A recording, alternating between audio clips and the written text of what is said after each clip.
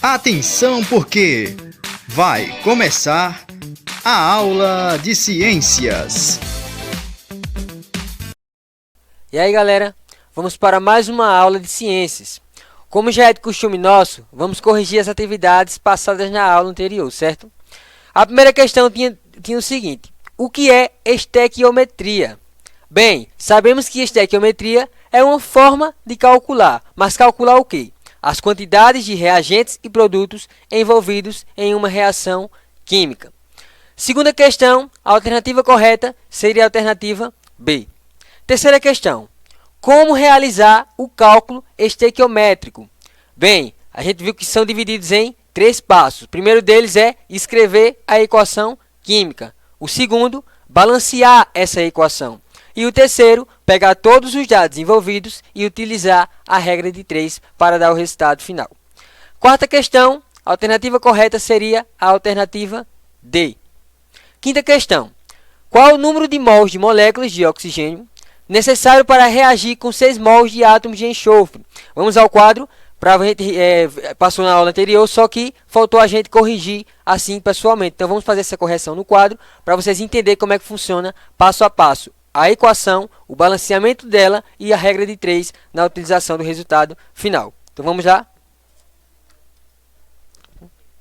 Então vamos lá.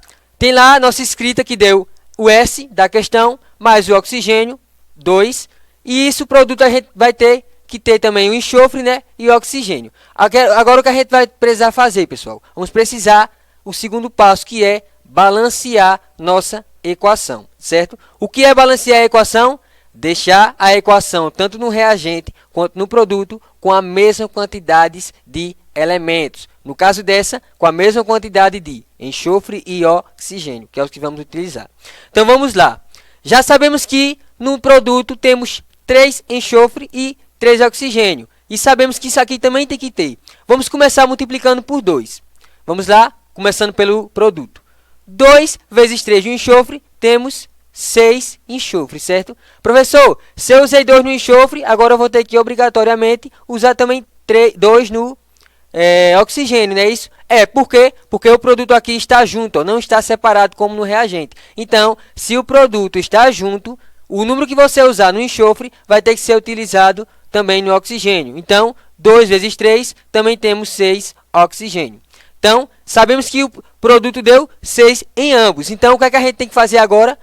Fazer com que o nosso reagente também tenha a mesma quantidade que tem nos nossos produtos, certo? Então, vamos lá.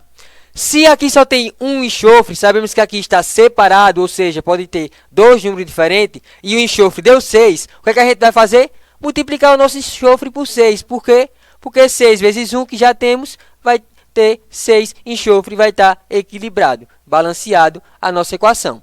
Vamos agora para o oxigênio.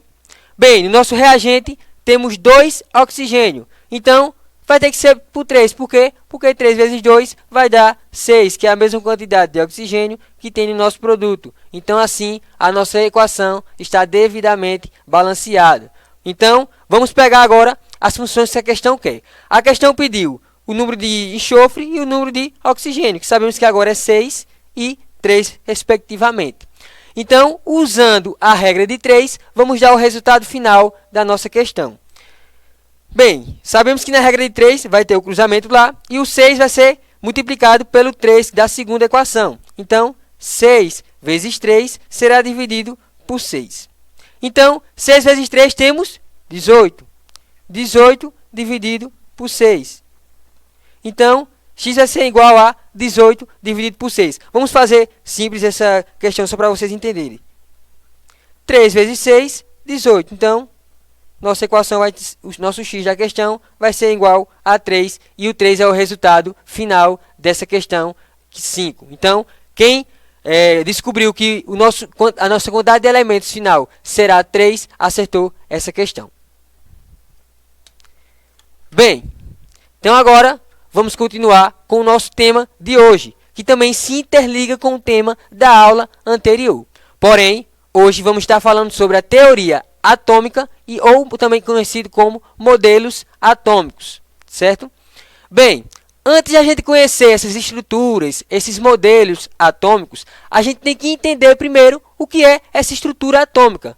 Então, a estrutura de um átomo ela vai ser composta por 3 partículas fundamentais. Detalhe, a gente já falou sobre essas partículas em outras aulas anteriores, porém não nos especificamos, porque sabemos que a gente não pode avançar muito conteúdo, cada conteúdo vai ter sua hora certa de ser passado. Então, a gente falou por alto a seguinte coisa sobre essas 3 partículas. Primeiro, os prótons têm carga positiva, como eu falei, os nêutrons cargas neutras e os elétrons cargas negativas. Porém, hoje a gente vai conhecer especificamente cada um dessas partículas e quais são as suas principais funções. Toda matéria é formada de átomos, sendo que cada elemento químico possui átomos diferentes. A eletricidade chega às nossas casas através de fios e, usualmente, da movimentação de partículas negativas, ou seja, os elétrons que circulam pelos fios condutores. E isso vai ser gerado energia. No núcleo de um átomo estão os prótons e os nêutrons. E girando em torno desse núcleo estão os elétrons, como é na imagem aí ao lado. Então, esses 3 componentes de átomos são chamados de partículas subatômicas. Um átomo no estado fundamental é eletricamente neutro, pois apresenta o mesmo número de prótons, ou seja, de carga positiva, e elétrons, cargas negativas. Todo elemento químico tem um número atômico, que corresponde ao número de prótons no núcleo de seu átomo e determina a sua posição na tabela periódica. Se for analisar a sua tabela periódica, você vai ver que cada elemento, seja o sódio, o potássio, o cálcio, vai ter uma numeração diferente, porque essa numeração é o número atômico de cada um, que é diferente um do outro, claro, para poder sua colocação na tabela ser especificada. O número de massa de um átomo vai ser dado pela soma dos prótons e nêutrons. Aonde acontece isso? No núcleo. Pois os elétrons têm massa desprezível, então não vai precisar ser utilizada na hora de somar o número de massa. Em alguns casos, acontece de um mesmo elemento ter átomos com massas diferentes. Esses são chamados de isótopos. Exemplo, os isótopos de hidrogênio, certo? Então vamos começar falando deles, dos prótons. O próton é uma partícula fundamental na estrutura atômica. Vai apresentar sempre carga positiva, mais 1, mais 2, mais 3. Juntamente com os nêutrons, formam todos os núcleos atômicos, exceto para o hidrogênio. Por quê? Porque o núcleo é formado de um único próton, no caso do hidrogênio. O que caracteriza um elemento é o número de prótons. Então, conhecido como número atômico do elemento, é representado pela letra Z. O número de massa, representado pela letra A de um átomo, é a soma das massas dos prótons com nêutrons, como eu falei anteriormente. Então, o número A da massa do átomo é formado pela soma do número atômico, Z, com o número de nêutrons, N, ou seja, A igual a Z mais N. Você vai pegar lá a quantidade de número atômico com a quantidade de nêutrons e essa soma vai dar o número de massa da questão. Bem, já no caso dos nêutrons, são partículas, como já diz o próprio nome, neutras, que fazem parte do núcleo da estrutura atômica dos átomos, juntamente com os prótons, né? Ela tem massa também, mas não tem carga, porque ela não vai ser neutra, não vai ser nem de carga negativa, nem de carga positiva. Para se calcular a quantidade de nêutrons que um átomo possui, basta fazer agora a subtração. Lembrando, a do prótons a gente aumentou, agora nessa a gente vai subtrair entre o número da massa com o número atômico. Já no caso dos elétrons, vai ser uma partícula subatômica que vai circundar, ou seja, ficar ao redor do núcleo atômico e possui sua carga sempre negativa. Os elétrons dos átomos giram em órbitas, como está aí na imagem, específicas e também de níveis energéticos bem definidos. Sempre que um elétron muda sua órbita, um pacote de energia é emitido ou absorvido. Está lá, ó, girando nessa órbita aqui. Mudou a órbita, vai gerar energia. Os elétrons eles são geradores de energia. Bem, um próton na presença de outro próton se repele. O mesmo vai ocorrer também com os elétrons, mas entre um próton e um elétron não existe força de atração. Nunca vão o quê? Se juntar. É o que acontece no ímã. O polo negativo do ímã nunca se junta ao polo positivo. Quando tentamos juntar eles, se separa automaticamente, porque não tem força de atração entre eles. Dessa maneira, atribui-se ao próton e ao elétron uma propriedade física denominada carga elétrica. Essa teoria envolve conhecimentos de mecânica quântica e esses pacotes de energia são chamados de quanto. A gente vai entender isso quando vamos falar da nossa teoria quântica, que vai ser no decorrer dos slides. Bem, resumindo aqui a estrutura do átomo, tudo que a gente foi falado já anteriormente, vamos agora especificar para ficar melhor encaixado na mente de vocês. Bem, como eu falei do átomo, o átomo é a unidade fundamental da matéria e é formado pelo núcleo e pela eletrosfera. O núcleo contém o quê? Os prótons e os nêutrons. O próton vai ter sempre carga elétrica positiva. O nêutron, carga elétrica zero, ou seja, nem positiva nem negativa. E o elétron, carga elétrica sempre negativa. O Z, que é o número atômico, vai ser o número de prótons no núcleo de um átomo. O número de massa, que é o nosso A lá da questão, soma do número de prótons e nêutrons no núcleo atômico. Sim, os isótopos, átomos com mesmo número atômico e diferente número de massa. Isóbaros, átomos com mesmo número de massa e diferente pelo número de prótons e de nêutrons. E os isótonos, átomos com mesmo número de nêutrons e diferentes números de prótons. Aí, quando vocês estiverem assistindo essa aula, printem essa tabela aí, que vai ajudar vocês nas nossas provas que vai ser dessa unidade, certo? Isso é o principal assunto, lembrando a vocês, dessa nossa unidade. Então, é sempre bom vocês prestar bem atenção e printar essas partes importantes de cada vídeo. Bem, agora vamos começar nos modelos ou teorias atômicas, que são o quê? Desenvolvidas por um pensador diferente. Então, vamos começar explicando o que é esse modelo, o que é essa teoria. Então, esses modelos são aspectos estruturais dos átomos que foram apresentados, como eu disse, por cientistas, na tentativa de compreender melhor o significado do átomo e a sua composição. Então, Dalton, Thomson, Rutherford, Bohr, eles tentaram, através de suas teorias, explicar de suas próprias maneiras como é que funcionam esses modelos atômicos.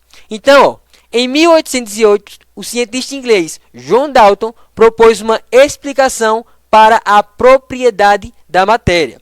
Trata-se do quê? Da primeira teoria atômica, que ela que vai dar a base para o modelo atômico conhecido atualmente. Então, John Dalton foi o primeiro. Bem, agora vamos falar sobre a constituição da matéria. A constituição da matéria é motivo de estudo desde a antiguidade. Então, Leucipo, Demócrito, eles formularam uma ideia de haver um limite para a pequenez das partículas. Ou seja, eles afirmavam que elas se tornariam tão pequenas que não poderiam ser divididas. Chamou-se então essa partícula única ou última de átomo. A palavra é derivada dos radicais gregos que juntos significam o que não podem se dividir, certo? Então aí surgiu o modelo atômico de Dalton, que, como eu falei anteriormente, foi o primeiro a falar sobre esse tema. Então, o modelo atômico de Dalton, conhecido como o modelo bola de bilhar, possui os seguintes princípios. Primeiro deles, todas as substâncias são formadas de pequenas partículas chamadas átomos. Os átomos de diferentes elementos têm diferentes propriedades, mas todos os átomos do mesmo elemento são exatamente iguais. Bem, essas são algumas sugestões que Dalton começou a formular. Terceira delas, os átomos não se alteram quando formam componentes químicos. Quarta, os átomos são permanentes e indivisíveis, não podendo ser criados ou destruídos. E a quinta, as reações químicas correspondem a uma reorganização de átomos. Então, esses aí foram os 5 princípios fundamentais para a base do modelo atômico de Dalton, conhecido como modelo bola de bilhar, por se parecer com esfera de sinuca. Tem aquelas bolinhas de sinuca, pronto. Por parecer com isso, eles colocaram esse nome de modelo bola de bilhar nesse modelo de Dalton. Então, teve também agora as ideias de Thomson para esse mesmo tema. Todos eles vão começar a falar sobre esse tema para chegar a um consenso final. Então, ó, o modelo atômico de Thomson foi o primeiro a realizar a divisibilidade, ou seja, uma coisa que eles acreditavam não ter divisão, chega Thomson e diz que é possível haver divisibilidade do átomo. Então, ao pesquisar sobre raios catódicos, o físico inglês propôs esse modelo que ficou conhecido como modelo do pudim de ameixa. Ele demonstrou que esses raios podem ser interpretados como sendo um feixe de partículas carregadas de energia elétrica e negativa, porque sabemos que as cargas elétricas vêm dos elétrons, que são dipolos negativos. Bem, então, ó, em 1887, Thomson sugeriu que os elétrons eram um constituinte universal da matéria. Daí ele apresentou as primeiras ideias relativas, ou seja, contrárias à estrutura interna dos átomos, que é especificamente, ele acredita que houve o quê? Divisibilidade. Então, Thomson indicava que os átomos deviam ser constituídos de cargas elétricas positivas e negativas, e assim distribuídas uniformemente. Ele descobriu essa mínima partícula e assim estabeleceu a teoria da natureza elétrica da matéria. O que é que ele concluiu com isso? Ele concluiu que os elétrons eram constituintes de todos os tipos de matéria, pois ele observou que a relação entre a carga e a massa do elétron era sempre a mesma para qualquer gás empregado em suas experiências. Então, em 1897, Thomson tornou-se reconhecido como o pai do elétron. Aí daí chega quem? Chega Rutherford com outro modelo para poder fortalecer esse conceito atômico. Então, em 1911, o físico neozelandês Rutherford colocou uma folha de ouro bastante fina dentro de uma câmara metálica para poder explicar o seu conceito de modelo atômico. Qual era o seu objetivo? Era analisar a trajetória de partículas alfa a partir do obstáculo criado pela folha de ouro. Então, ó, nesse ensaio de Rutherford, observou que algumas partículas ficavam totalmente bloqueadas e outras não eram afetadas, ou seja, continuavam ultrapassando a folha, sofrendo desvios, certo? Segundo ele, esse comportamento podia ser explicado graças à força de repulsão elétrica entre essas partículas. Pelas observações, ele afirmou que o átomo era nucleado, ou seja, tinha um núcleo, e sua parte positiva se concentrava no volume pequeno, que seria o próprio núcleo. Então, ó, daí chega Bohr, também junto com Rutherford, ele concordou em parte com Rutherford, mas também colocou uma teoria nova, e ele apresentaram o modelo conhecido como Rutherford-Bohr, ou seja, é apresentado primeiro por Rutherford, mas aperfeiçoado, ou seja, melhorado por Bohr. Por esse motivo, o aspecto da estrutura atômica de Bohr também é chamado de modelo atômico de Bohr ou modelo atômico de Rutherford-Bohr. Bem, e o que é que dizia essa teoria? Essa teoria estabeleceu as seguintes concepções atômicas. Primeira delas, os elétrons que giram ao redor do núcleo não giram ao acaso, mas descrevem órbitas determinadas. Segundo ponto que eles trabalharam nesse modelo, o átomo é incrivelmente pequeno, mesmo assim a maior parte dele é espaço vazio. O diâmetro do núcleo atômico é cerca de 100 mil vezes menor que o átomo todo. Então, os elétrons precisam girar depressa para poder tomar todo esse espaço dentro do núcleo. Terceiro ponto desse pensamento. Quando a eletricidade passa através do átomo, sabemos que quando ele está lá girando, eles vão passar a eletricidade. Então, o elétron pula para a órbita maior e daí volta para a sua órbita usual, a de origem. Quarto pensamento, quando os elétrons saltam de uma órbita para outra, resulta em quê? Em luz. Bohr conseguiu prever que os comprimentos de onda, a partir da constituição do átomo e do seu salto dos elétrons, de uma órbita para outra, vai ocasionar a luz. Bem, Daí, depois de tudo isso ser estabelecido entre esses três modelos, aí veio o mais atual, que é o modelo atômico quântico. E daí teve vários cientistas, não apenas um específico, que estudou esse modelo atômico. Então, ó, muitos cientistas contribuíram para o desenvolvimento da mecânica quântica. E ela tenta explicar de uma maneira mais real a estrutura de um átomo pela combinação de diversos estudos. E por isso é o mais complexo e utilizado até hoje. Então, ó, esse átomo quântico de 1926 diz o seguinte, que o núcleo ele é formado por prótons, que é a carga positiva, nêutrons, que é aquelas que não são nem positivas nem negativas, e os elétrons, que são as cargas negativas. E elas três formam uma nuvem eletrônica ao redor de um núcleo. Bem, então segundo esse modelo aí atômico, o núcleo vai ser formado por prótons e nêutrons. Como apenas os prótons possuem lá a sua carga, então o núcleo vai ser carregado positivamente.